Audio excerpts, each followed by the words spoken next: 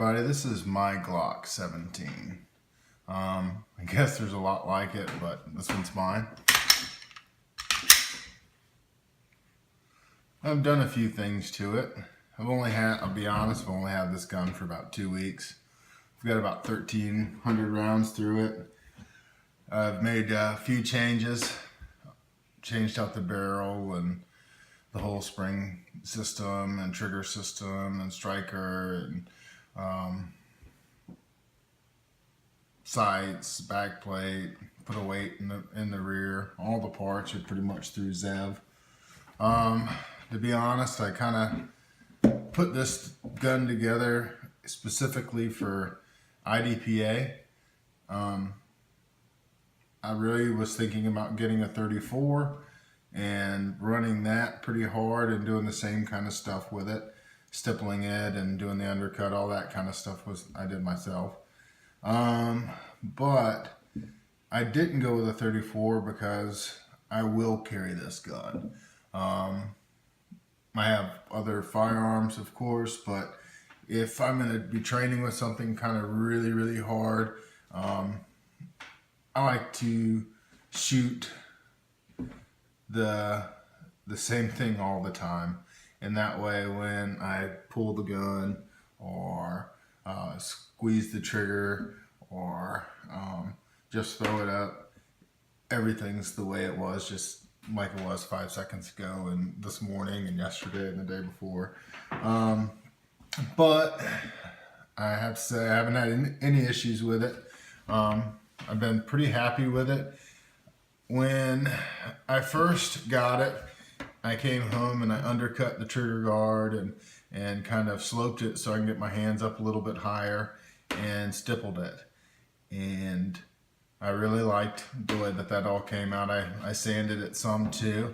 But one thing I did with this Glock, I've stippled a couple, is I did not sand off all of the bumps and markings and everything like that. The only thing I really sanded off was I sanded off the humps, but not completely. I didn't like really get down in there or anything like that. Because to be honest, I know I was going to be stippling it and I wanted to try to keep as much strength to the frame as I could, because I knew this gun was going to be a high round count firearm. Anyway, so far though, I've been really happy with it. I haven't had any issues. I'll show you the inside. Of course, it's clear.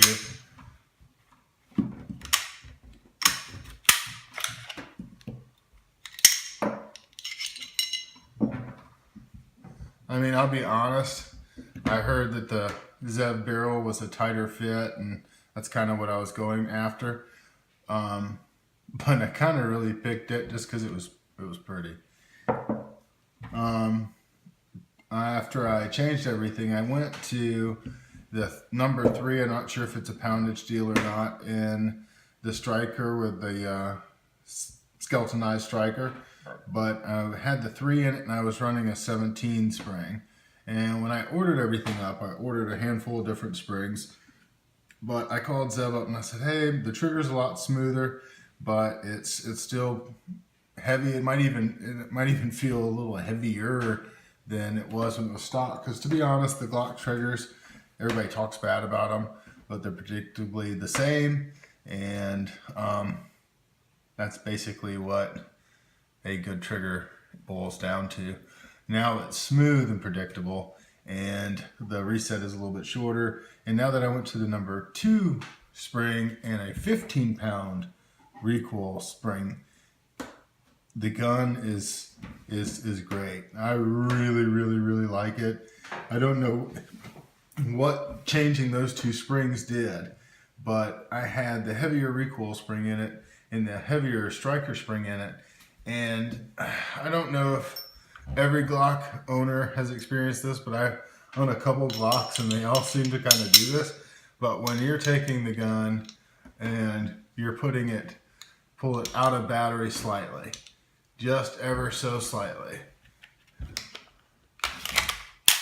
they like to sit kind of out of battery. They'll sit out of battery pretty easily. And now that I've changed those two springs, and now this is a lighter recoil spring.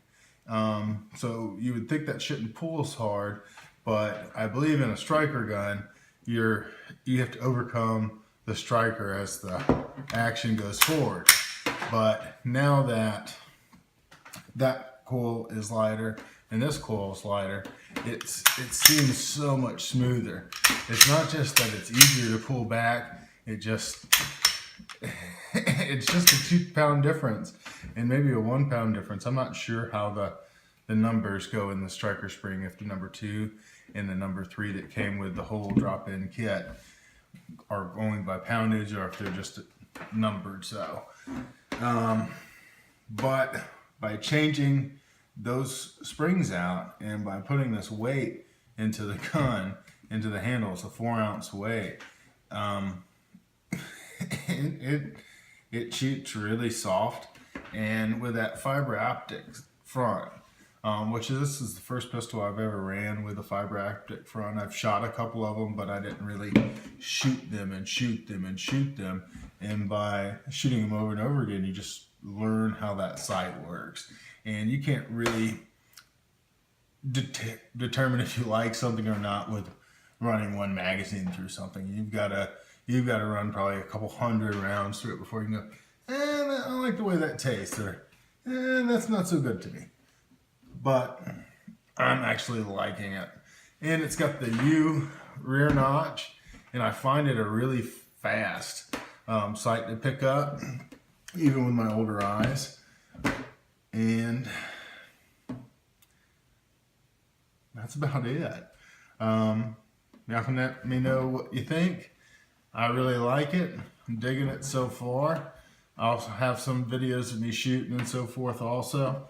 And then of course I'm going to show a couple of other guns and let y'all see what my tastes are. They're kind of broad. I have a couple of different revolvers. I have 1911s. I have, different things. But for whatever reason, I've kind of made a full circle and gone back to Glock. Really digging it right now. I'll keep y'all updated. Thanks.